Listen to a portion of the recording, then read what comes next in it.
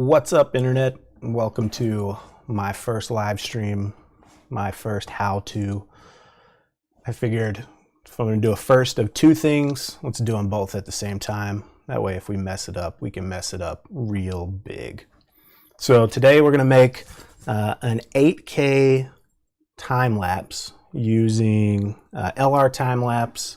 To save a little bit of time, I've already imported all of our photos from the time lapse this morning, and we're actually going to do a little night to day time lapse of downtown Nashville.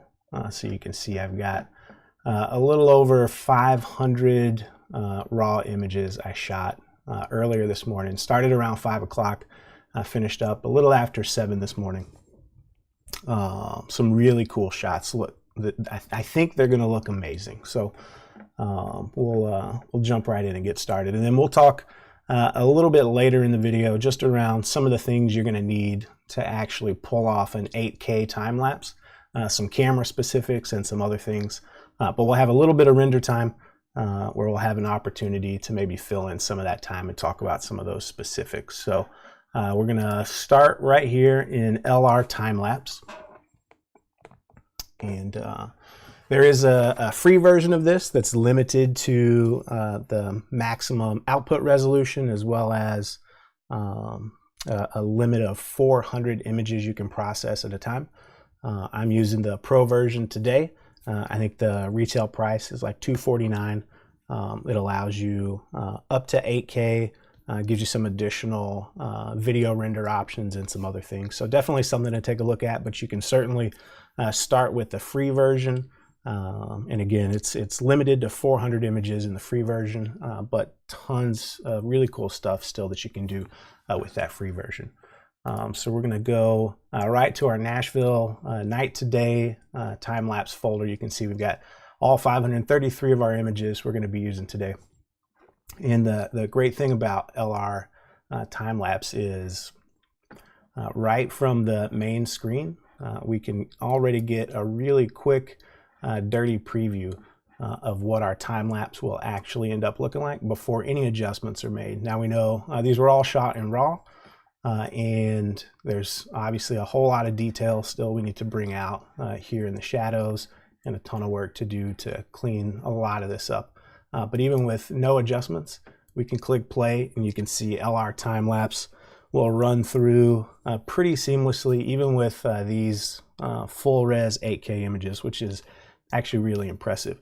And you can see what's going on right now is LR Timelapse is actually analyzing every one of these images as we go through, and these lines that you see here, as we start to go through and make some edits and pull out some keyframes and walk through this step by step, you'll see how these start to really make sense. But this is measuring currently kind of the preview of the luminosity of each one of these stills, to give us an idea of really what LR Timelapse is great at, and that's reducing the amount of flicker in the end result that you're going to produce. And flicker meaning, especially when you shoot a time lapse like we shot this morning, which is a holy grail time lapse, a day to night or a night to day time lapse, where we actually manually adjust and ramp up or down the aperture, shutter speed, and potentially ISO. So we're making a ton of manual adjustments as we go. And you can see, we started at f11 at 2.5 seconds, ISO 200. And by the time we were done, we were all the way stopped down to f22 at a 20th of a second, ISO 100. Again, what LR Timelapse will allow us to do is eliminate a lot of this flicker where we have those manual adjustments between maybe the aperture or the shutter speed or the ISO, to really clean that up and provide a really clean, smooth image. So the other great thing about LR Timelapse is kind of this step-by-step process that it really kind of walks you through to make it very, very easy, very user-friendly to produce a great time lapse. So the first step we're going to do, once we have all of our images loaded and you can see our loom trend here, we're just going to click Keyframe Wizard. This is going to do a quick analysis and provide an estimate of how many total keyframes we want to start with. And you can see those keyframes are represented on the line here. They're kind of hard to see, but these little blue diamonds. We can also see where those show up in the list here, represented by these little blue diamonds here as well. And then what these keyframes are used for is once we move over into Lightroom, these will be the only 10 keyframes that we make adjustments to, whether that's auto adjustments, or if we want to get super manual and adjust exposure, highlights, the blacks and the whites, vibrance, clarity, dehaze, any adjustments that you would want to make, we'll only make those to these 10 keyframes. And then LR Timelapse will ramp all of those adjustments accordingly into the data files for each one of the raw images. So I'm going to go with the recommended 10 just based on the initial click. And then the next thing we're going to do, because this was a holy grail kind of manual adjustment run, We're just going to hit the Holy Grail wizard, and then we'll see this exposure kind of compensation line pop up. And we have the ability to rotate this, to stretch it, to fine tune it, really to allow the system to know how much to offset different exposures or different settings to kind of bring this in line. Ultimately, at the end of the day, we want our total line to kind of match this super smooth version that we see here, and ultimately we'll get to that point. So I'm gonna make a little tweak here, and I feel like that's a good kind of offset. That's good. So then what we'll do is we'll click save.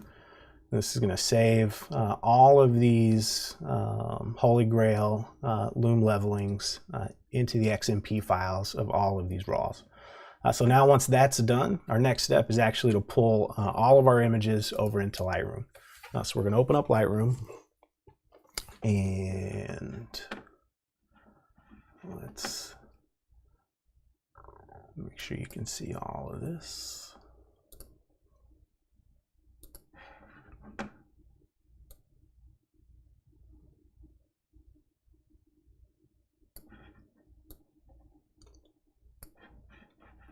So we'll want to make sure we're in the library view.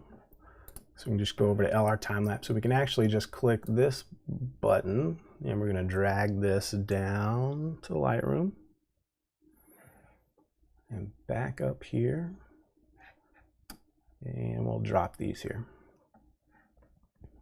And then we're going to want to make sure that we're set to add to the library, and we're just going to import.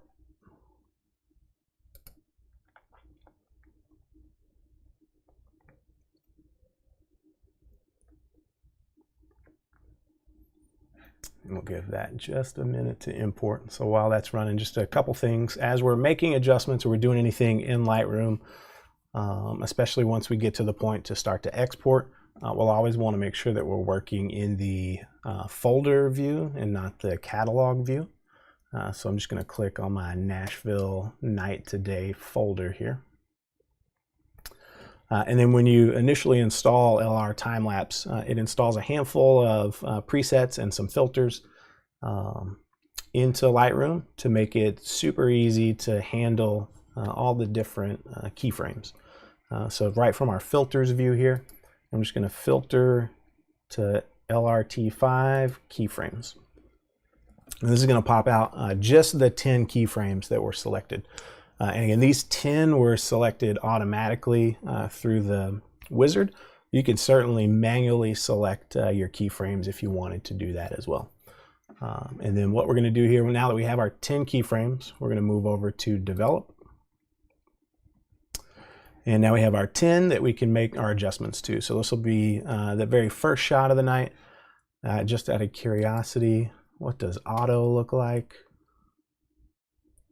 Not too bad. Pretty good starting point. So let's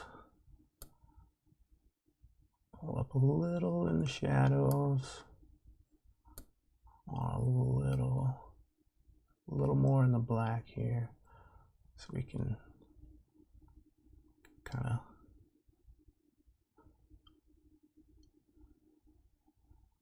I'll start a little dramatic in the sky. And then everybody's favorite, clarity. Don't want to overdo it because it can certainly look real candy. But that's pretty good. The setup, the street cleaner came through Broadway and just dumped buckets of water all over Broadway. So I have this beautiful wet road reflecting all of that back up. So I want to pull just a little bit of that back out. Maybe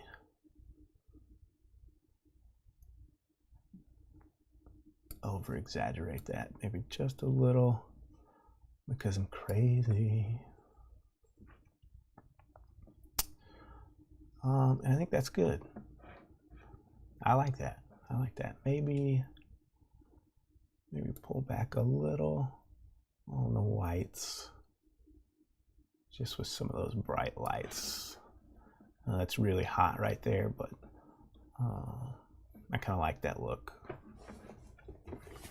So once we have our first keyframe edited and we like the way that looks, we're going to take and shift click our first and our second keyframes.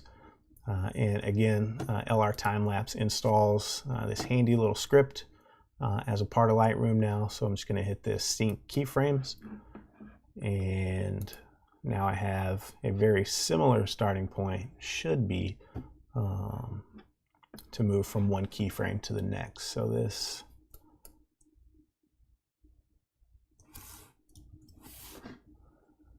let's see, back this off just a little here. Get a little more detail in the blacks.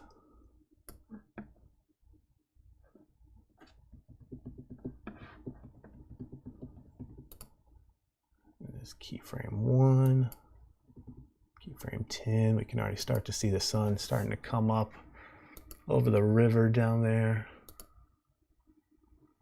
Got a lot less reflection here too,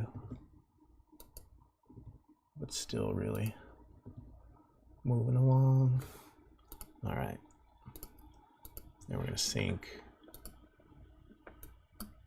our keyframes again, and then take a look at number 3.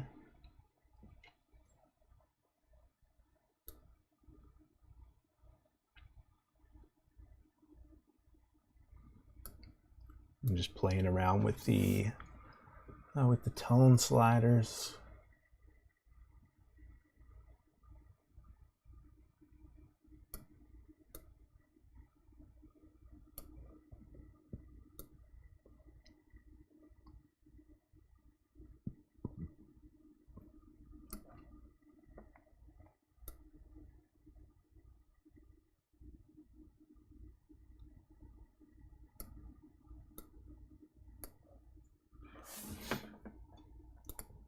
And again, once I'm happy with any and all of the settings I want to adjust here, I'm just going to click the keyframe I'm currently working on, shift click the next one I'm moving to, and sync my keyframes, and then fine tune any necessary on the next one here.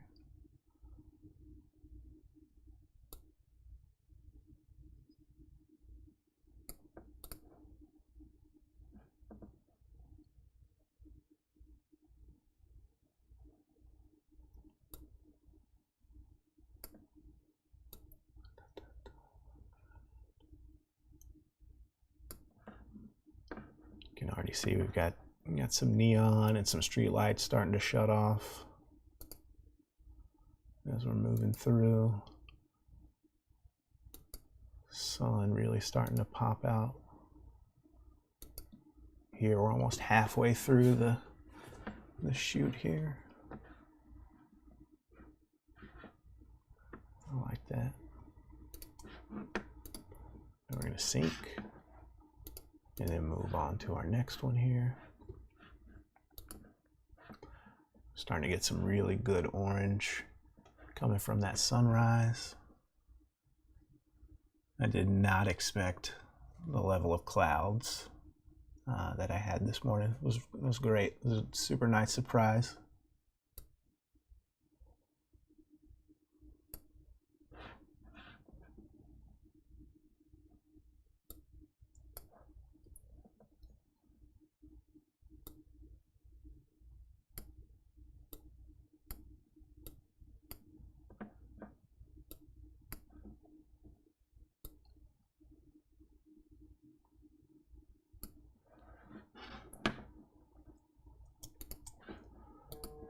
Sync our keyframes.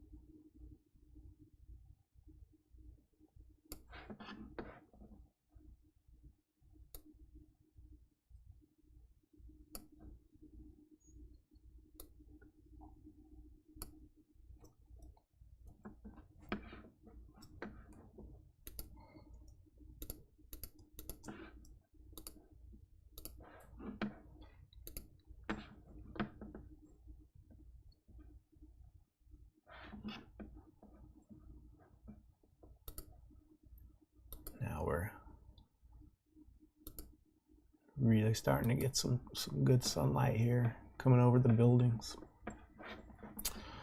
I'm pretty sure about this same time, right around this same shot, I had a little frog come what seemed like out of nowhere and come prop up right next to my tripod and sat there for a few minutes. It was super awkward because there are no trees anywhere nearby where I was at on Broadway. And I continued to shoot, eventually bent over to try to grab just a super close-up shot of that frog with my cell phone. And the frog proceeded to jump on my arm and then over onto my leg and started to climb me like I was a tree. And eventually jumped from my hand over onto my camera. If you want to see the pictures of the progress from hello frog all the way to stay the heck away from my lens, you can find that on my Instagram story today. And I'll post that in the highlights because it was pretty funny. It was pretty hilarious. Let's see.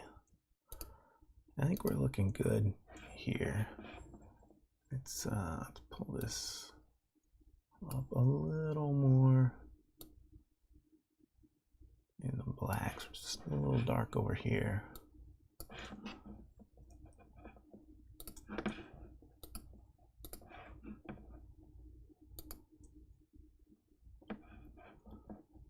And these at this point, exposure is pretty similar. Sunlight, it's a little hotter as it's starting to come through some of these clouds. Pull down just a little here.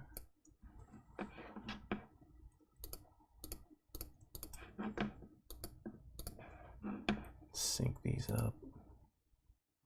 Hello, sun.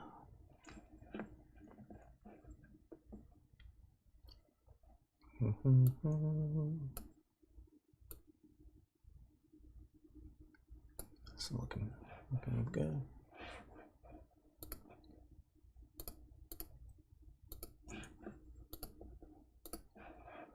Sync our last keyframe. Take a look here. Obviously day. Clearly day. Clear as day.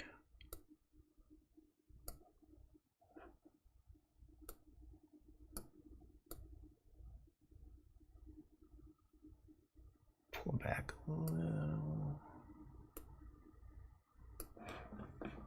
I like that.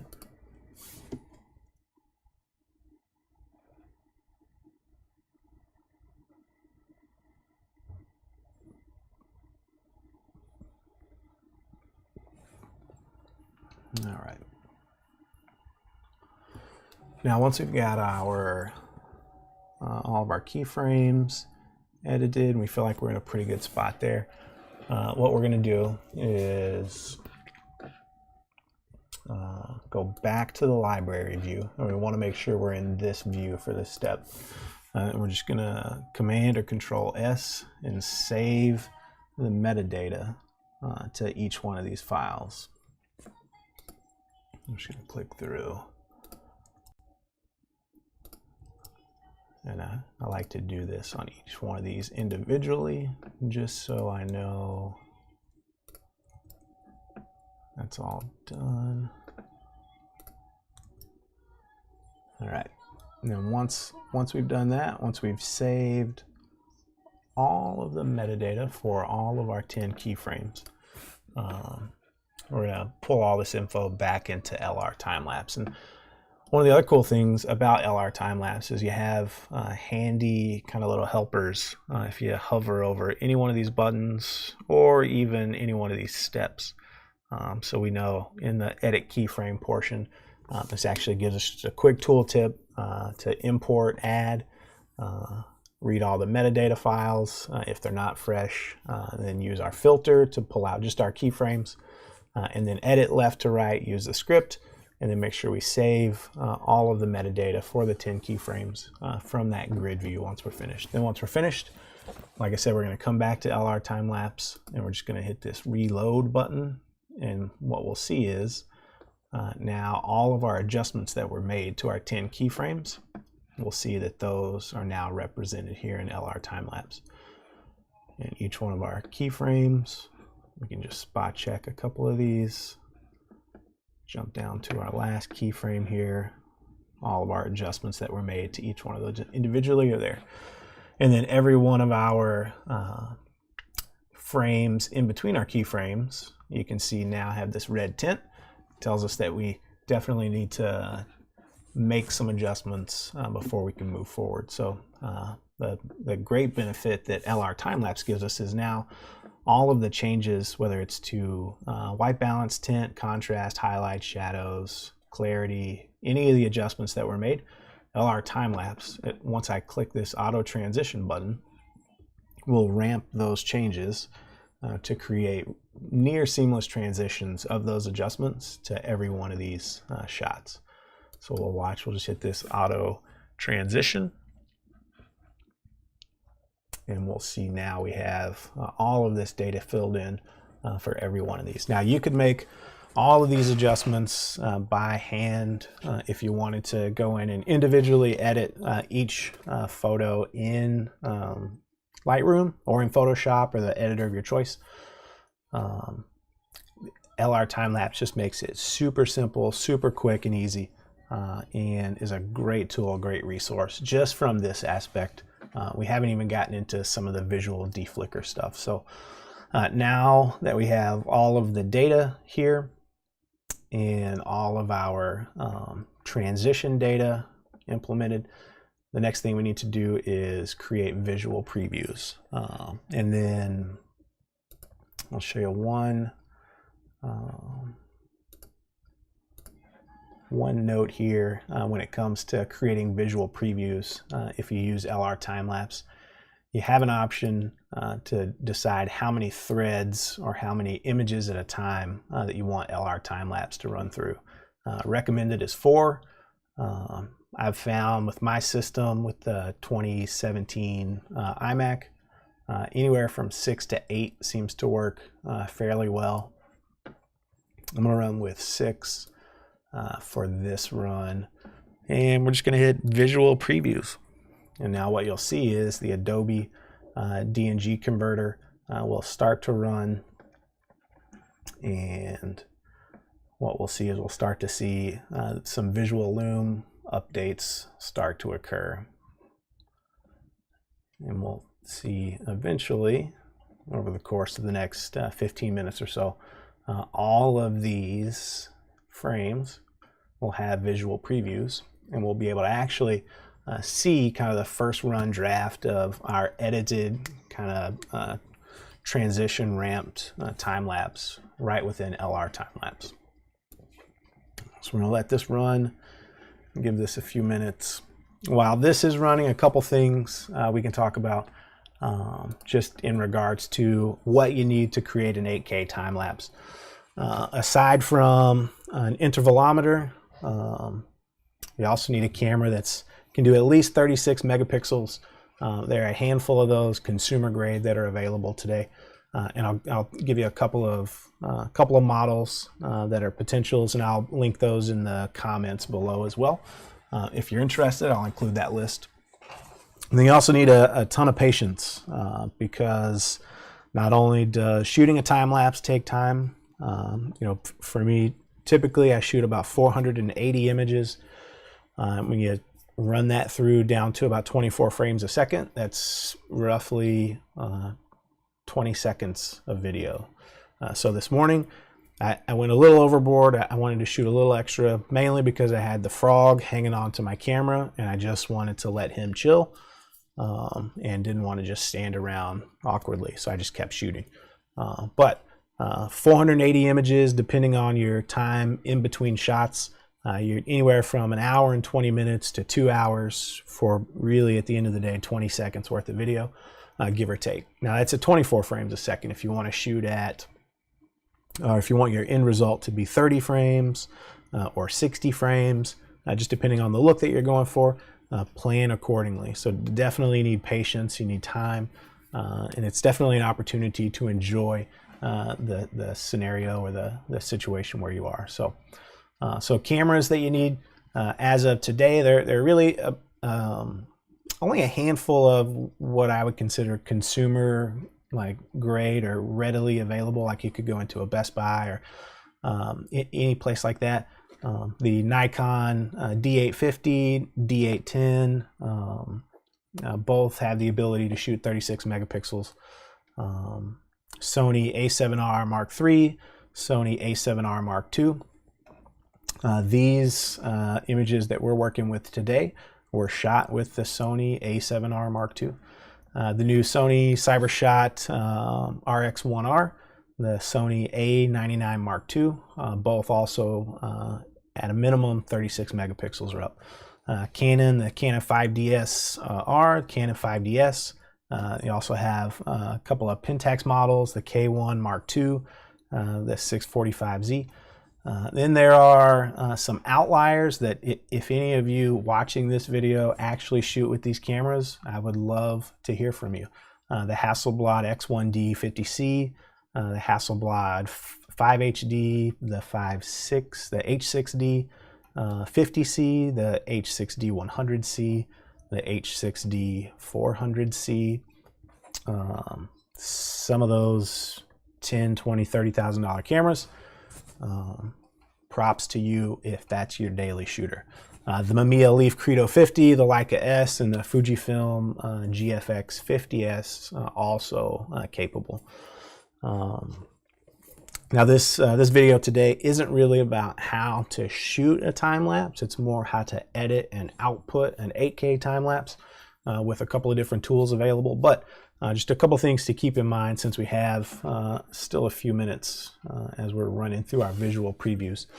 You know, it's definitely a best practice to shoot everything in manual, manual focus, manual exposure. That prevents a lot of the flicker, a lot of the focus breathing that happens when you shoot. The other thing, you know, I talked about kind of timing and understanding what you want your final video output to be, and being able to do the math to understand, like if you want your final video to be 24 frames a second, how many still images do you need to shoot to fill however much time of video you want at the end of the day. So if you want 20 images, or if you want 20 seconds of video and you want 24 frames a second, that's 480 images. So you can do the math if you want that to be 30 frames a second or 60 frames a second.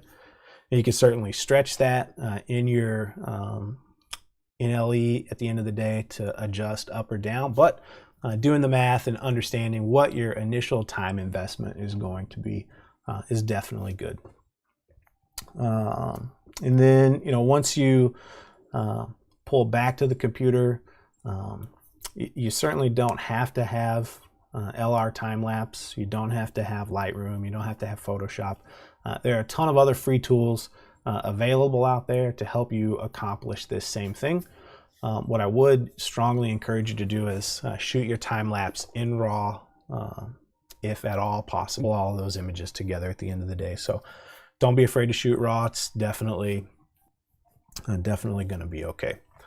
And then, you know, again, back to the having patience. You know, we're on a brand new 2017 iMac, 32 gigs of RAM, solid state drives,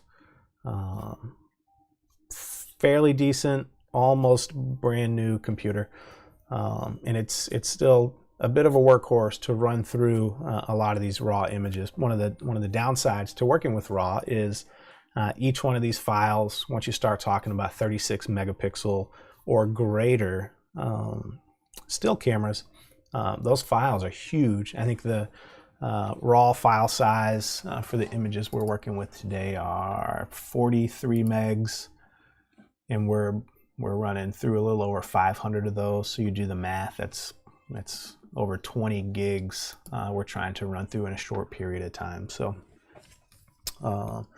still not too shabby. We're moving along. We're about halfway through. So we're gonna let this run, and we should be good soon.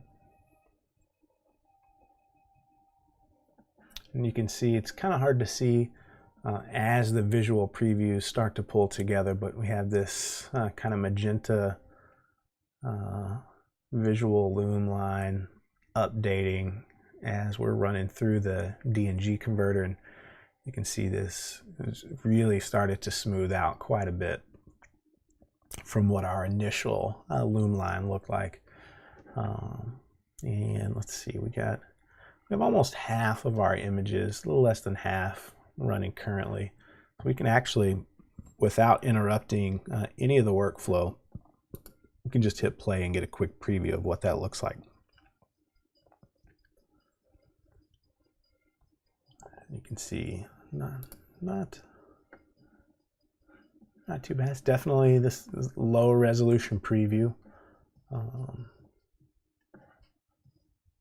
but still relatively smooth from an exposure ramping and kind of the looms. There is still a slight bit of flicker that we see kind of in the buildings on some of these higher faces.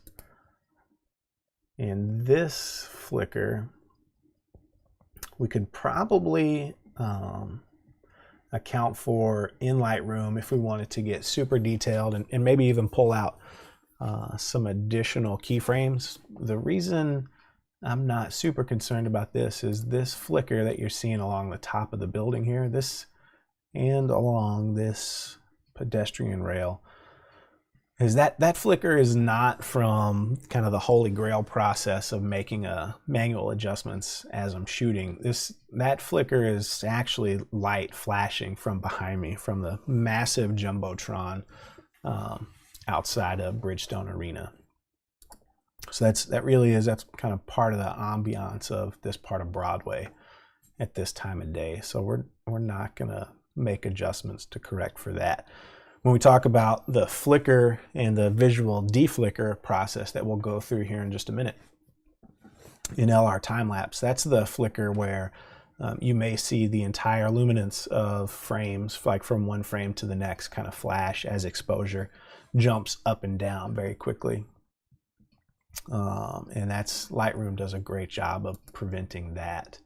And you can see whether it's in the clouds or along the buildings for any areas that aren't impacted by that flash from that billboard. We have a pretty smooth exposure ramp here. It's not too bad. So once our visual previews are done, the next step from there, obviously we'll play through and we'll watch one more time just to make sure we like the initial run, and then from there we'll move into the visual deflicker process. And the visual deflicker will allow us to really kind of fine tune the ramp of the loom line and really start to draw that in. And this time lapse doesn't have a lot of flicker as it is, but we can definitely do some work to smooth that out, without a doubt.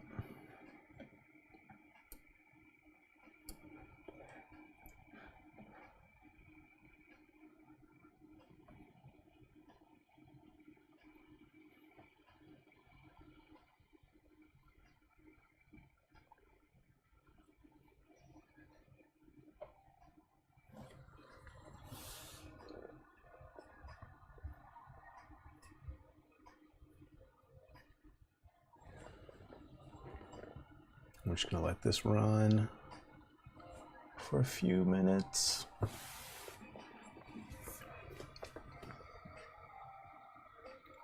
Making pretty good progress. 67% done.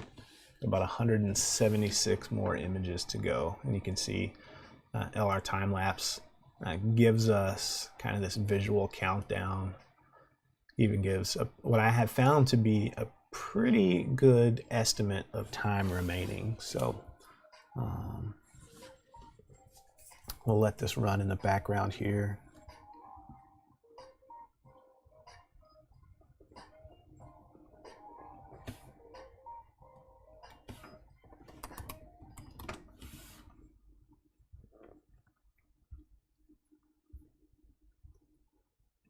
if you've used LR Timelapse in the past, I would love to hear your experience. I think this is probably only my 5th or 6th time lapse that I'm pulling together with LR Timelapse. Before that, I would actually do the majority of work frame by frame in Lightroom or in batches of frames. So I may pull together maybe 10 or 15, maybe even 30, just depending on the exposure change, images at a time, and kind of sync settings using the sync option within Lightroom. And then I came across a couple of different time-lapse photographers on YouTube. I'll drop some links in the comments below after the live stream is done, who mentioned the use of LR time-lapse and just the amount of time it saved, even with still the amount of time that exists in kind of the automation process. The automation time gives me time back to be able to do other things, whether that's other things photography related, YouTube related, or to be able to get up and walk away from my computer and go spend time with the family or do some other things. So after I only used it one time in the free limited 400 mode version and was instantly hooked. Super impressed with the end result, even with some of the limitations in the free version. So highly encourage you to go and check that out if you're a time-lapse photographer and you've never used LR time-lapse, or if you're just getting started and you're curious on how to pull all your images together after you've taken the time to shoot it. So give it a shot for sure. We got about 120 images to go.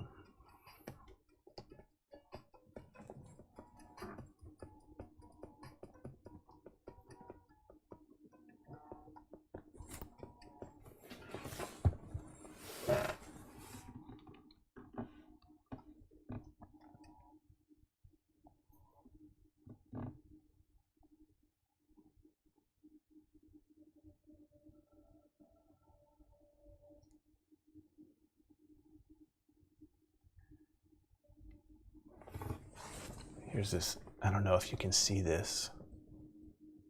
I shouldn't even try that. You should just go to my Instagram and check this frog out. This frog climbing me like a tree. I tried to say goodbye. This frog had very different plans. Jumped right over to my tripod and proceeded to climb up towards the camera.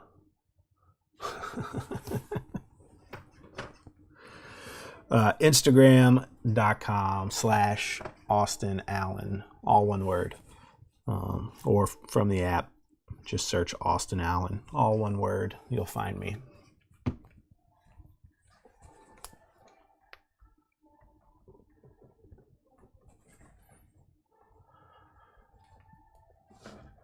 '87 images to go.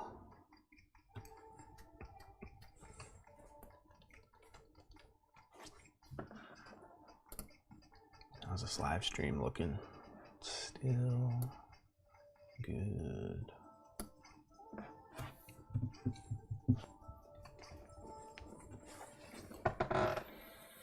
All right, so we're at 40 minutes right now. And everything has been real time up until this point, with the exception of importing from the memory card onto the hard drive to be able to work from there. I think that took about 5 minutes or so with I think it was about 24, 25 gigs all in. So we're about 45 minutes from camera import to having a near exportable version that I think any first-time time-lapse photographer would be proud of, with only having to manually make adjustments to 10 frames and then letting this tool do the rest for us. Very impressive. Let's take a look here.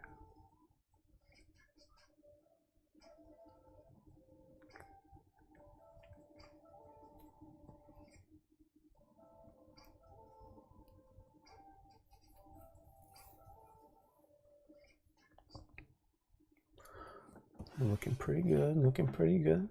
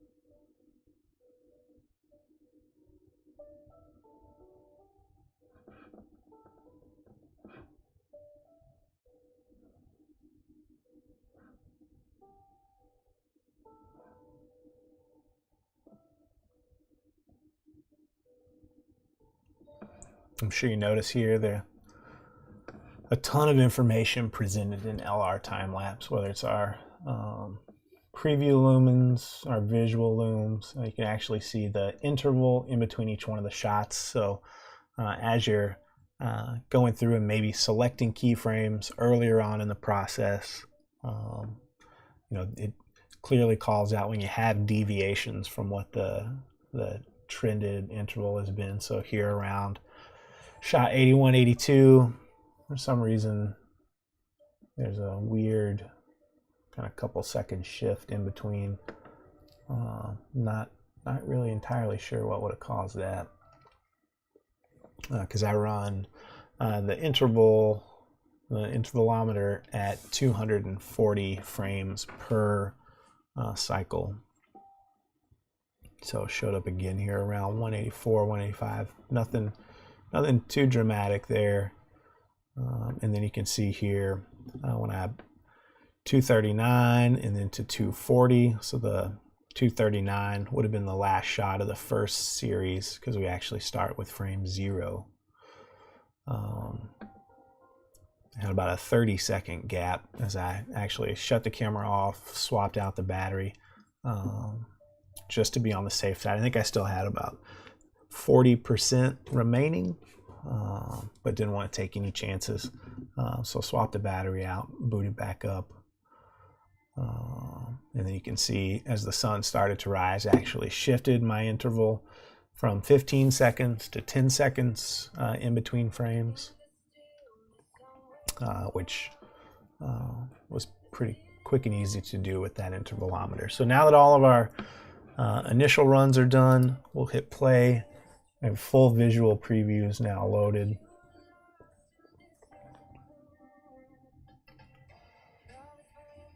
This doesn't look too bad. Like I said, a lot of cloud action. I was not expecting this level of cloud activity this morning for sure.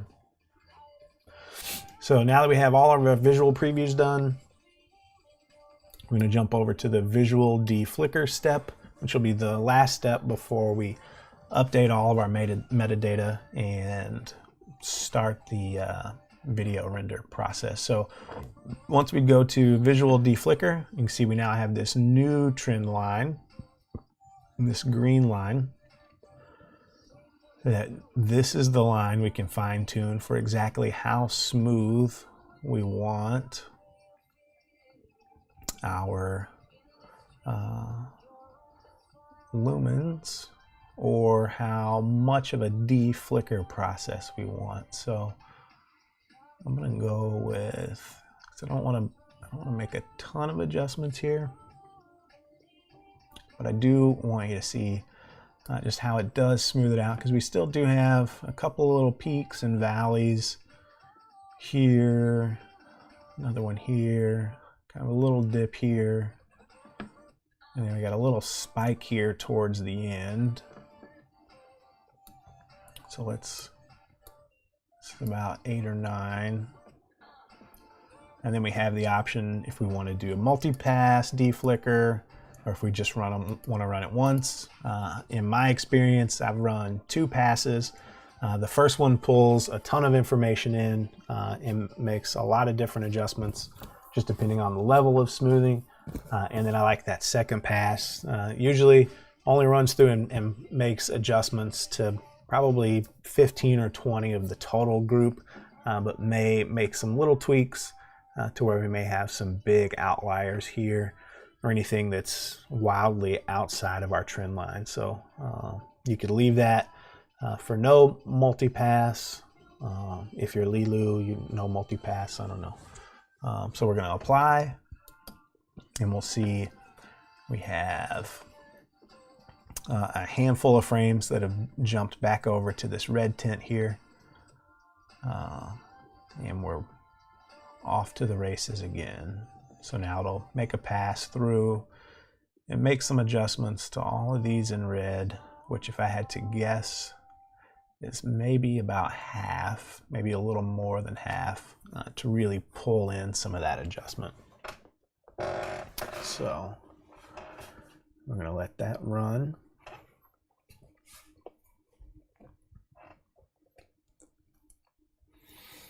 And now this pass with what I would say medium level of smoothness in the deflicker will probably run about 15 minutes this first pass. And you can see we actually have our progress bar again with what I would consider a pretty accurate gauge of time remaining. And again, it's a little difficult to see here in the preview window, but as adjustments are being made in LR Timelapse here, you can actually see as images are opened in the DNG converter and XMP data is adjusted, you can see the frames kind of black out and drop out of the line. You can see right here above the mouse, and then as those adjustments are saved to the XMP file, you'll see this line really start to smooth out in line with kind of that green anticipated trend that we're looking for. So we should see, like here, we'll see this little dip smooth out as these next couple of frames get saved. And you'll see that same, you'll see this visual loom really kind of pull a little tighter in line. If I had to guess, this section here may get a part of the second pass. This section here will probably definitely get a part of the second pass as well.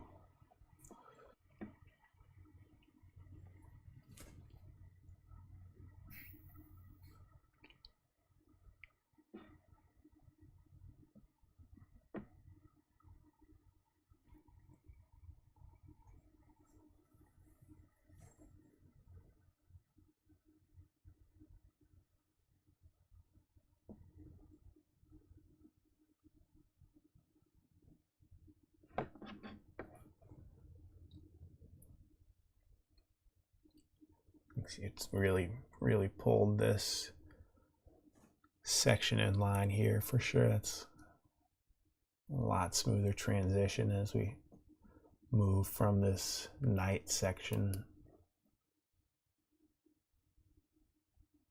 And again, like I said, there wasn't a ton of flicker in the sky or in the taller buildings in the background to start with, but once we get out of the preview window, get into kind of the final result, you'll see just really a ton of smoothness here as it relates to that deflicker process, which again is really what LR Timelapse is good at.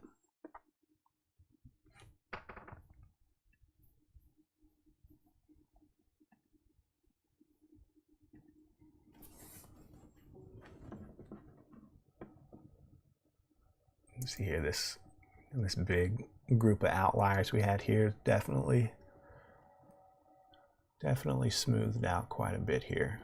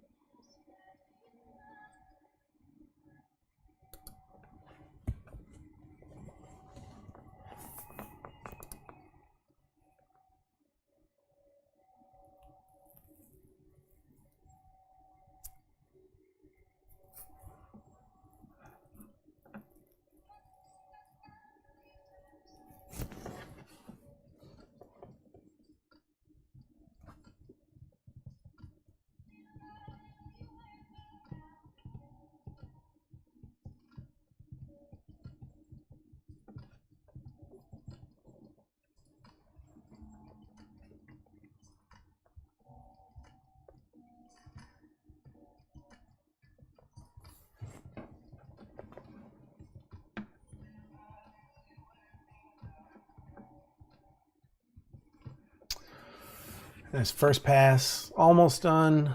We're a little over halfway through the total frames,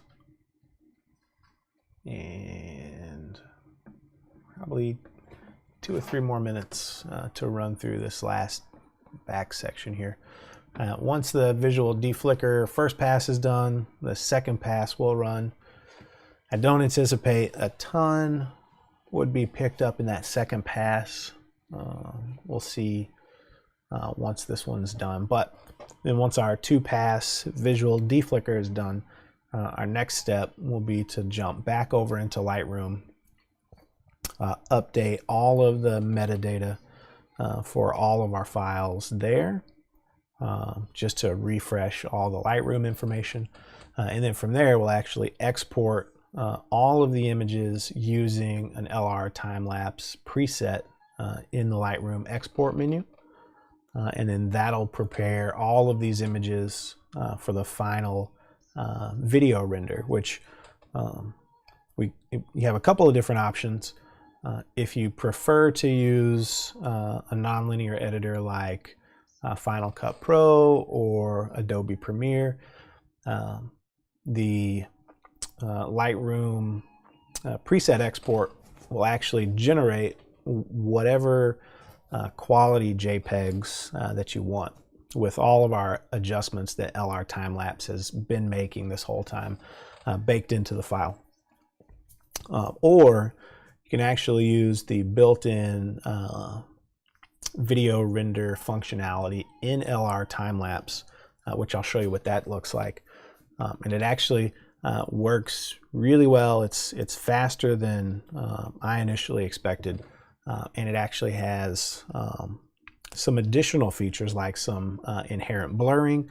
So if you have a lot of cloud movement or you have a lot of streaking from lights or people, just depending on the setting of the time lapse, you can get a really smooth, clean blur built in without having to do any additional editing in Final Cut Pro or in Adobe Premiere. If you've ever used an Atomos recorder, in the built-in time-lapse functionality that exists in something like that, then it has that kind of similar smoothing feature built in. I think LR Timelapse does a great job of that. Let's see, just another minute or two here. So for the sake of the video today, because the export from Lightroom to prepare for that final video render is actually the longest process of all of this, because that not only is taking all of the adjustments to all of the images that we've made and applying those, but then it's baking all of those in and exporting that and running that through that Lightroom export. So that's, once you get to that step, which we'll look at here in just a moment, that's definitely an opportunity to get up, step away, grab a cup of coffee, grab a snack, eat some dinner, whatever you want to do. I've actually already run through this once today and have that final export ready to run through that video render, so I can show you what that looks like, and it'll be super quick. If I had to guess, with the 530 images that we've got, based on the file size, based on just my limited experience with LR Timelapse, I would imagine that Lightroom export would probably take about 30-45 minutes, just depending on your system. Your system obviously may vary. If you have a faster, more resources, may run through it a lot quicker. If you have a slightly older, maybe you're running off a Mac Mini, or maybe your MacBook Pro, or any sort of laptop, then it may take a little bit longer. So definitely feel free to experiment with that and get a quick grasp of, what's possible there. So we're almost done with our first pass. We just probably 4 or 5 more to go here. 2.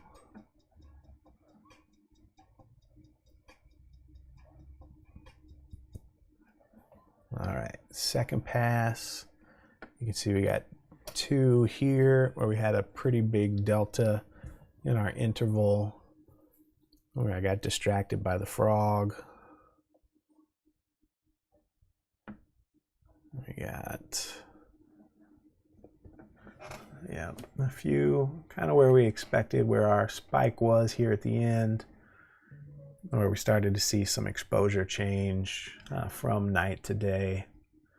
But you can see definitely not a lot compared to pass number 1. Pass number 2, we're done. Ding. All right, so now from here, we can actually hover over our render video tooltip, and this is going to tell us if you're using Lightroom, jump back over to Lightroom, update the metadata, and start the export.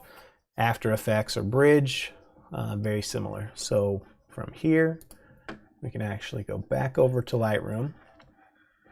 So we're still in our initial import.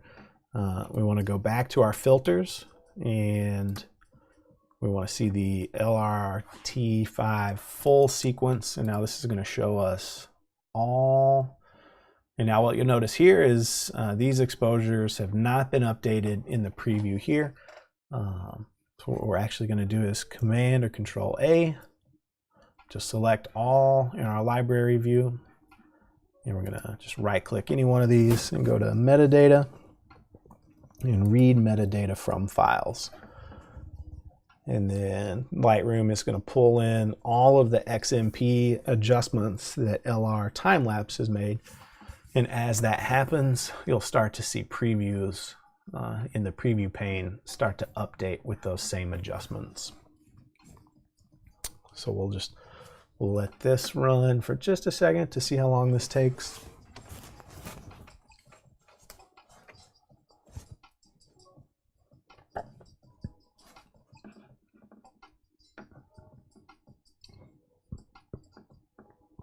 So if we go back up to our night shots,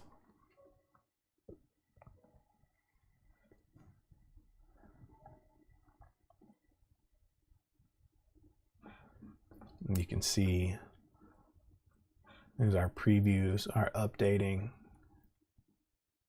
46, 47. You can see they jump from what look like dark underexposed images. You can see those XMP, that metadata, being applied to the previews. So from here, we don't have to wait for all these previews to load. We could actually, right from here, go to Export, and you can see we have LR Timelapse presets already defined here. So from here, you would just decide what you want your output path to be if you have a set folder. The name of the sequence is based off of the initial import, but you can certainly make adjustments.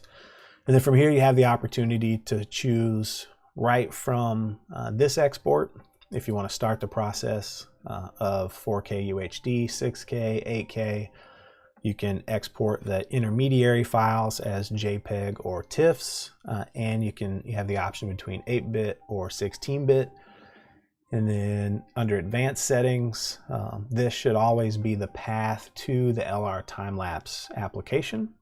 But then you have the opportunity to allow the video export to run unattended if you wanted to. So you could ignore errors. You can use the last render settings from LR Timelapse to start the process of rendering the video once all of Lightroom has exported everything. We're not going to do that today, but if you typically run the same video output, like let's say you're running a series of time lapses for the same video project, then you could ignore errors, you could check last render settings and set it and forget it until your final output is done.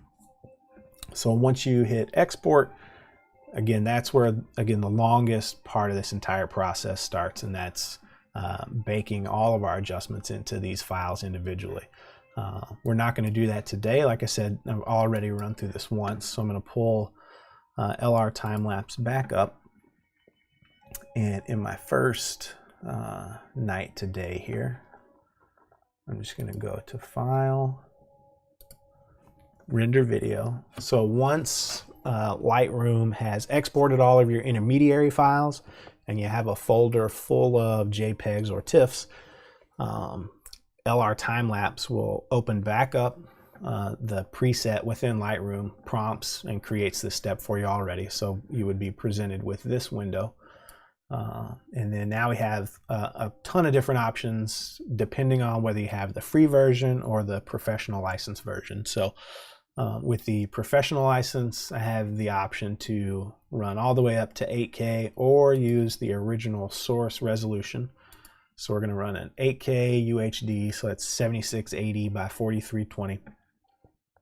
If I planned on doing no other editing with this, I could obviously choose final codec, whether it's H265 or H264 or MJPEG. Because I want to make a couple of tweaks before I have a final output here, maybe add in a little music over this or what have you. And I'm going to do that in Final Cut Pro. I'm going to use ProRes as my codec. Make sure I have 8K selected, 24 frames per second, high quality. We could go very high, we could go ultra high. We're going to leave it at high for right now just to see what the end result looks like and what the timing is. Then you have 422 or 444 color sampling, and then you have an option between color gamuts as well. And then here we have in post-processing, do we want to force 16:9 in the final output?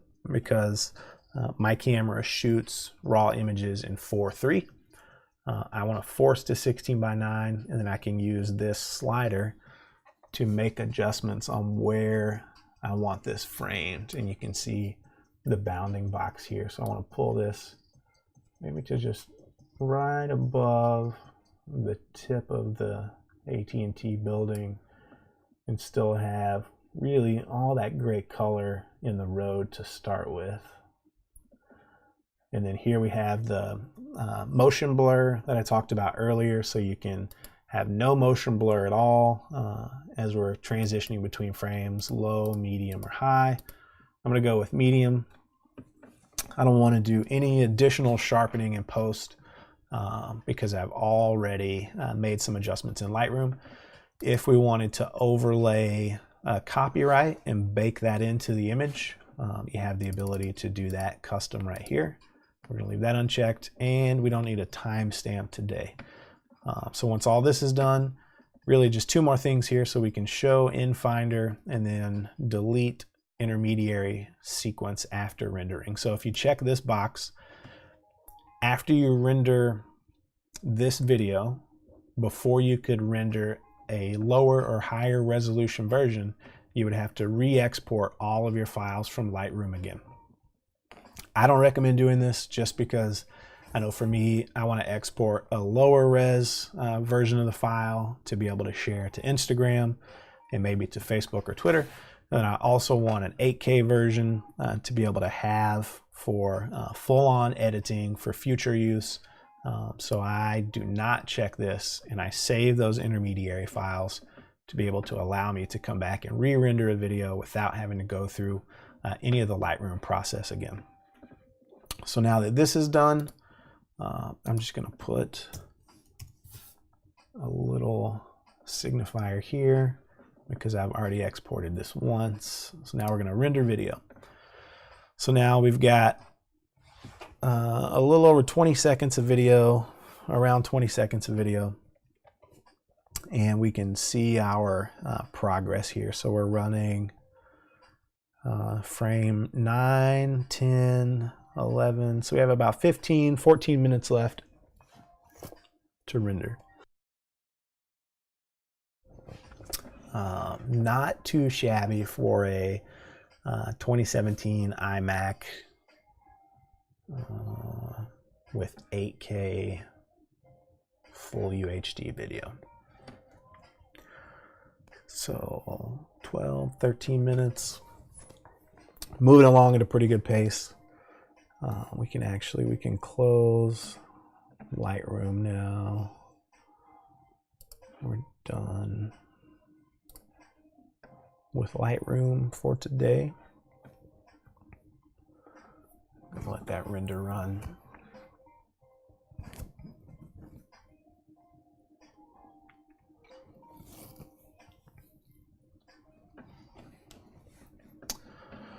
So pretty quick, pretty seamless process. Like I said at the start of the videos, very user-friendly, very intuitive LR time lapse. Really step-by-step from keyframes to drag and drop into Lightroom, and the auto transition is really fantastic.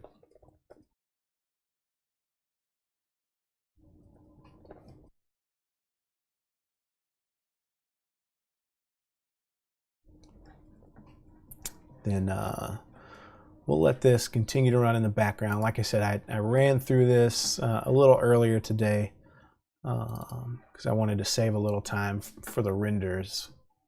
So we have, that's our 4K. Here we have our 8K UHD.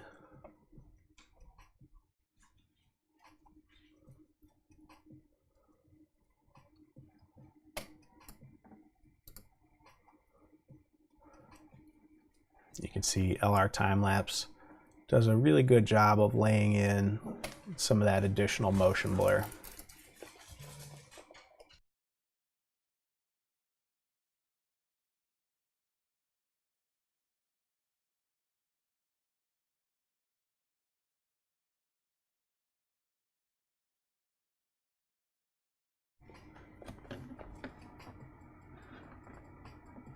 That 4K version looking silky. And then this 4K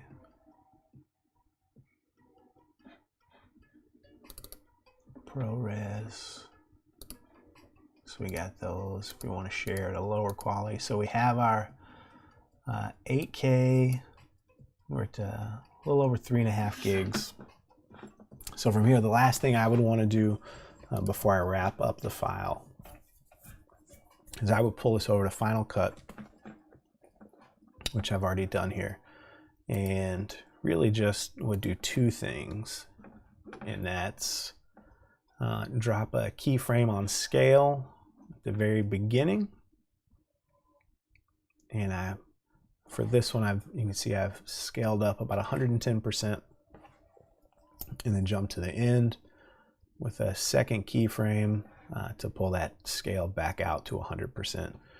And really all that does is, because I shot this time lapse static, is that gives me this really slow, really subtle pull out So there's a little bit of motion above and beyond, just kind of some mock camera motion here. So you could obviously do this with a motion controller like an Edelkrone or a Syrup or something similar, which I'll have some videos later on that show what that looks like. But that's it.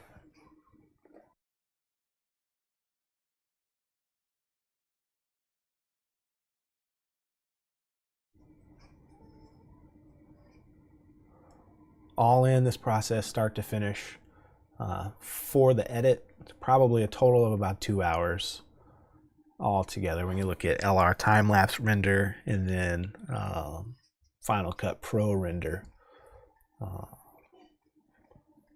but not too bad.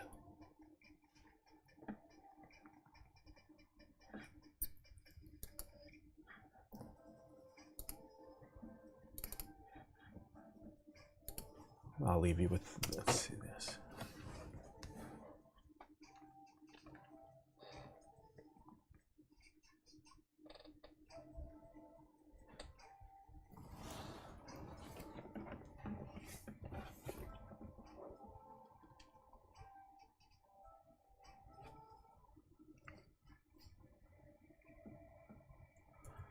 All right. If this video was helpful for you at all, you have any feedback, would love to hear from you in the comments. Until next time, keep shooting and stay classy.